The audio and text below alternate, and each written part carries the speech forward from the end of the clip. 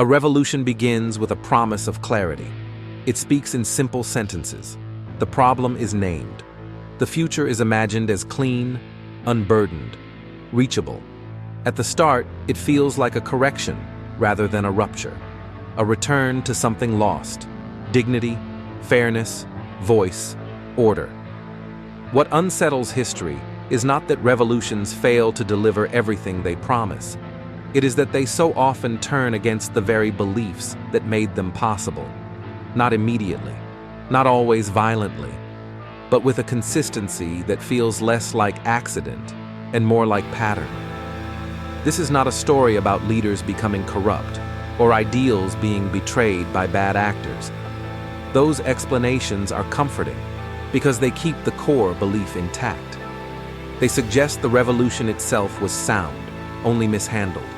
The deeper unease comes from a quieter contradiction, that the forces which give revolutions their energy may also contain the conditions for their reversal, that the moment of moral certainty carries within it a kind of instability, one that does not announce itself, one that often looks, at first, like progress. The question is not why revolutions fail, it is why they so often redirect their fury inward. To understand this, it helps to slow down and stay close to the beginning, before slogans harden, before lines are drawn too clearly. A revolution does not start with chaos. It starts with alignment.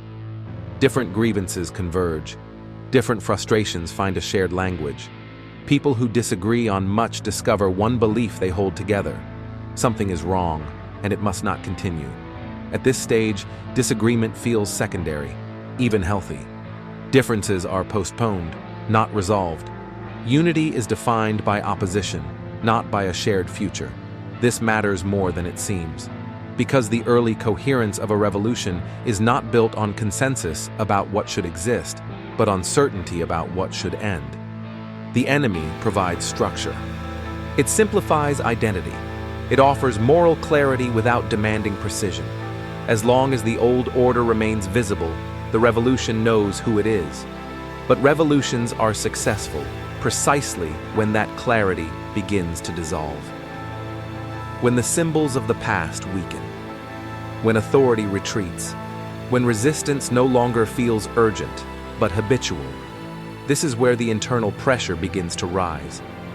Without a single external focus, belief turns inward. Questions that were postponed return with force, not as calm debates, but as tests of loyalty. What do you really believe? How committed are you? Where do you stand now that the enemy is no longer everywhere? The language shifts subtly, from opposition to purity, from resistance to vigilance. This shift is rarely planned. It emerges from uncertainty. Revolutions promise transformation, but they cannot fully control what replaces what they remove. The absence of the old order does not automatically produce agreement. It produces exposure. Belief, once unified by opposition, becomes fragmented by expectation. Different visions compete for legitimacy. And because the revolution defined itself morally from the beginning, disagreement feels less like difference and more like threat. If the revolution was right, then dissent must be wrong, not merely mistaken, but dangerous. This is where revolutions begin to look inward for enemies, not because they desire cruelty, but because uncertainty feels intolerable. A revolution is sustained by emotional intensity: hope, anger, fear, relief. These emotions do not dissipate simply because a goal has been achieved. They seek direction. When there is no longer a clear external target, emotion searches for meaning. And meaning, under pressure, tends to simplify. Complexity begins to feel like betrayal. Ambiguity feels like weakness. Those who hesitate are suspect. Those who question timing are accused of doubting the cause itself. The revolution does not yet see itself as turning inward. It sees itself as protecting what matters. At this stage, language becomes more absolute. Belief hardens. Identity narrows. The revolution starts to define itself less by what it opposes and more by who truly belongs. This is not unique to any one place or century. The pattern repeats because it draws on something familiar in human nature. When meaning is fragile, it is guarded aggressively. When identity is newly formed, it is easily threatened. Revolutions ask people to reorder their sense of self, to abandon old loyalties, to adopt new moral frameworks. This process is exhilarating, but also destabilizing. Once someone has sacrificed for a belief, they need that belief to remain unquestionable. Doubt retroactively endangers meaning. If the cause fractures, what was the sacrifice for? So belief becomes defensive, not outwardly at first, inwardly. The revolution begins to demand signs, proof of commitment, repetition of the correct language, not because these signs ensure justice, but because they reduce uncertainty. Gradually, the revolution's energy shifts from transformation to maintenance, from imagination to enforcement. And yet, many participants do not recognize this moment as a turning. It feels like a necessary tightening, a temporary phase. The belief remains that once the revolution is fully secured, openness can return. That restraint can come later, but restraint is hardest to recover once suspicion becomes normalized.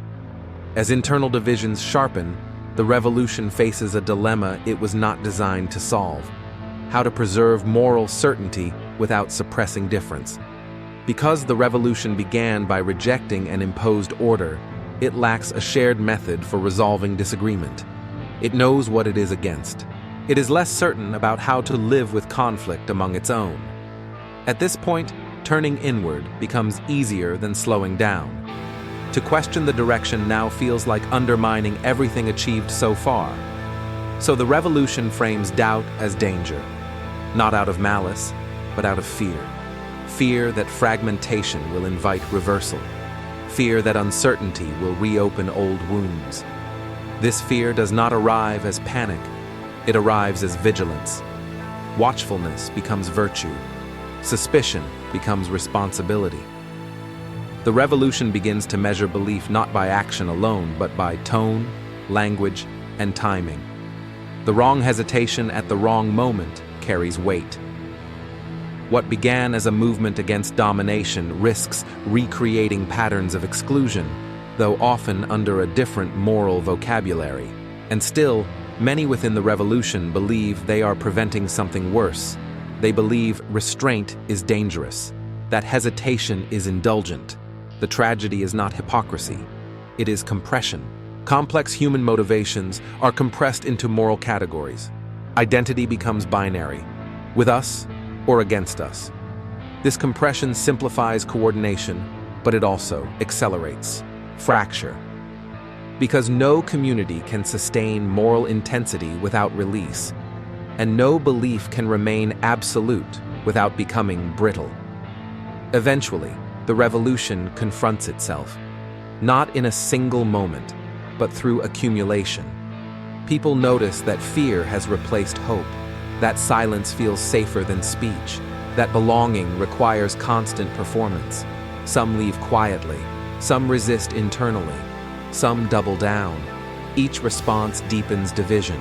The revolution that once promised liberation now struggles with trust, not because its ideals were false, but because the emotional and psychological demands placed on belief were unsustainable. This is where the inward turn becomes unmistakable. Not when violence appears, but when meaning narrows, when the revolution can no longer tolerate uncertainty. At this point, it is tempting to assign blame, to identify the moment it all went wrong. But revolutions do not turn on themselves at a single point.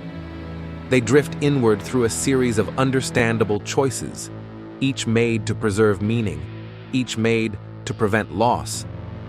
And yet, together, they transform the original promise into something more constrained, more guarded, more fragile. The unsettling question is not whether revolutions should have limits. It is whether humans, under conditions of moral intensity, are equipped to live without them. Because revolutions amplify traits already present. Our need for belonging, our discomfort with ambiguity, our tendency to protect meaning once it has cost us something. Seen this way, the inward turn is not a betrayal of human nature. It is an expression of it. This raises a more uncomfortable reflection. When belief becomes identity, how much uncertainty can it survive? Not in theory. In practice, how much doubt can exist before meaning feels threatened? How much difference before unity feels like erosion? Revolutions answer these questions through action, often without realizing they are answering them at all. And perhaps this is why the pattern repeats. Not because history forgets, but because belief, under pressure, seeks certainty faster than it seeks understanding. The revolution turns inward, not when it fails, but when it succeeds enough to expose what comes next.